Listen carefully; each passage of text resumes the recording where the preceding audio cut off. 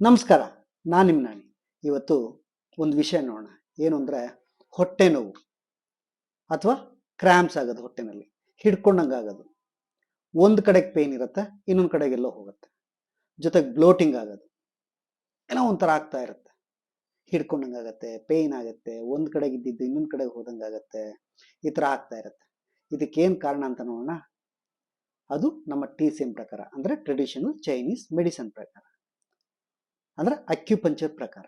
ಕಾರಣ ಒಂದು, vital energy, ಅಂದರೆ ನಮ್ಮ ಪ್ರಾಣ. ಇಡೀ ದೇಹದಲ್ಲಿ ಈ ಪ್ರಾಣ ಇಂಬ್ಯಾಲೆನ್ಸ್ ಆಗಿರುತ್ತೆ, ಅಂದರೆ ಡಿಸ್ಟರ್ಬೆನ್ಸ್ ಆಗಿರುತ್ತೆ. ಕೆಲವೊಂದು ಟೈಮ್ ಡಿಫಿಷಿಯನ್ಸಿನೂ ಆಗಿರುತ್ತೆ. ಇದರಲ್ಲಿ ಸ್ಪ್ಲೀನ್, ಲಿವರ್, ಸ್ಟಮಕ್ ಇದು ಮೂರು ಸಹ ಇನ್ವಾಲ್ವ್ ಆಗಿರುತ್ತೆ. ಆ ಕಾರಣಗಳನ್ನು ನೋಡೋಣ. ಸ್ಟಮಕ್ ಮತ್ತು ಸ್ಪ್ಲೀನ್, ಹೊಟ್ಟೆ ಮತ್ತು ಗುಲ್ಮ, ಇದು ಎರಡರಲ್ಲೂ ಸಹ ಕೋಲ್ಡ್ ಆದರೆ, ಅಂದರೆ ತಂಪಾದರೆ, ಆವಾಗ ಸಹ ಹೊಟ್ಟೆ ನೋವು ಬರುತ್ತೆ. ನಮ್ಮ ಹೊಟ್ಟೆನಲ್ಲಿ ಹಿಡ್ದಂಗಾಗತ್ತೆ. ಇದಕ್ಕೆ ಕೋಲ್ಡ್ ಆಗೋಕ್ಕೆ ಕಾರಣ ಏನು ಗೊತ್ತಾ? ನಾವು ತುಂಬ ಕೋಲ್ಡ್ ಐಟಮ್ನ ತಿನ್ನೋದು, ಅಂದರೆ ತಂಪಾಗಿರೋದನ್ನ ತಿನ್ನೋದು, ಫ್ರಿಜ್ಜಲ್ಲಿ ಇರೋದು ತಿನ್ನೋದು, ಜೊತೆಗೆ ರಾ ವೆಜಿಟಬಲ್ ತಿನ್ನೋದು, ಹಸಿ ತರಕಾರಿಗಳು, ಇವೆಲ್ಲ ತಿನ್ನೋದ್ರಿಂದ ನಮ್ಮ ಹೊಟ್ಟೆ ಹಾಳಾಗತ್ತೆ. ಯಾಕಂದರೆ ಅಲ್ಲೇ ಹೀಟ್ ಇರಲ್ಲ.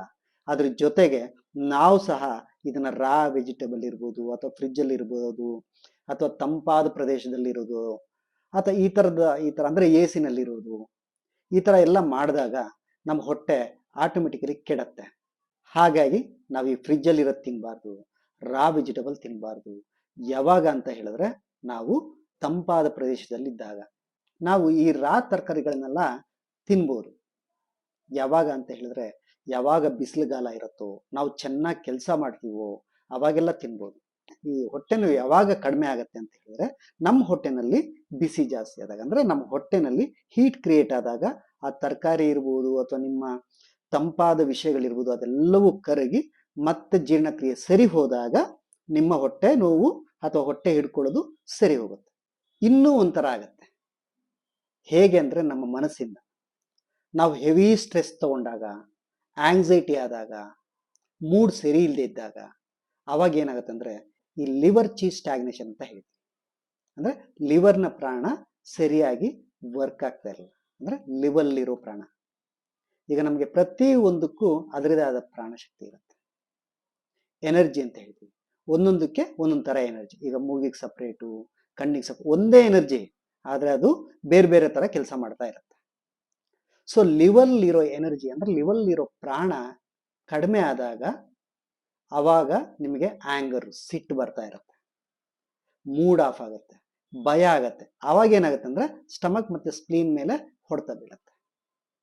ಆವಾಗಲೂ ಸಹ ಕ್ರ್ಯಾಂಪ್ಸ್ ಆಗುತ್ತೆ, ಬ್ಲೋಟಿಂಗ್ ಆಗುತ್ತೆ.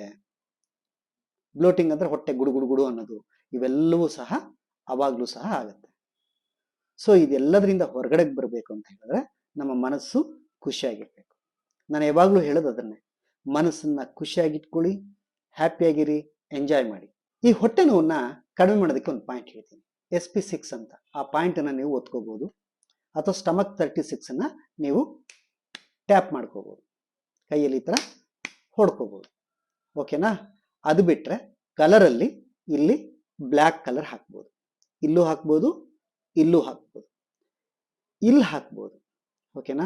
ಜೊತೆಗೆ ಈ ಜಾಗ ಪ್ರೆಸ್ ಮಾಡ್ಕೊಳ್ಳಿ, ಈ ಜಾಗ ಈ ಥರ ಪ್ರೆಸ್ ಮಾಡ್ಕೊಳ್ಳಿ, ಈ ಜಾಗ. ಓಕೆನಾ? ಅಂದರೆ ಈ ಜಾಗ ಪ್ರೆಸ್ ಮಾಡ್ಕೊಳ್ಳಿ. ಹಾಗೆ ಸಣ್ಣ ಮಕ್ಳಿಗೆ ಹೊಟ್ಟೆ ನೋವು ಬಂತು ಅಂದ್ಕೊಳ್ಳಿ, ಈ ಜಾಗ, ಈ ಕಣ್ಣಿನ ಕೆಳಗಡೆ ಒಂದು ಮೂಳೆ ಇದೆ, ಕ್ಲೀನಾಗಿ ಈ ಥರ ಮಸಾಜ್ ಮಾಡಿಬಿಡಿ ಎರಡೂ ಕಡೆಗೆ. ಈ ಥರ ಮಾಡಿದಾಗಲೂ ಸಹ ಹೊಟ್ಟೆ ನೋವು ಕಡಿಮೆ ಆಗುತ್ತೆ. ಹೊಟ್ಟೆ ನೋವು ಬರೋದಕ್ಕೆ ಮುಖ್ಯವಾದ ಮನಸ್ಸಿನ ಕಾರಣ ಏನು ಗೊತ್ತಾ? ಭಯ. ಜೊತೆಗೆ ನಾವೇನೋ ಕೆಲಸ ಮಾಡ್ತಾ ಇರ್ತೀವಿ, ಅದು ಕಂಪ್ನಿಲಿ ಇರ್ಬೋದು, ನಮ್ಮದೇ ಕೆಲಸಗಳಿರ್ಬೋದು, ಸಡನ್ನಾಗಿ ಸ್ಟಾಪ್ ಆಗುತ್ತಲ್ಲ, ಆವಾಗ ಈ ಹೊಟ್ಟೆ ನೋವು ಸ್ಟಾರ್ಟ್ ಆಗುತ್ತೆ. ಬೇಕಾದರೆ ಅಬ್ಸರ್ವ್ ಮಾಡಿ.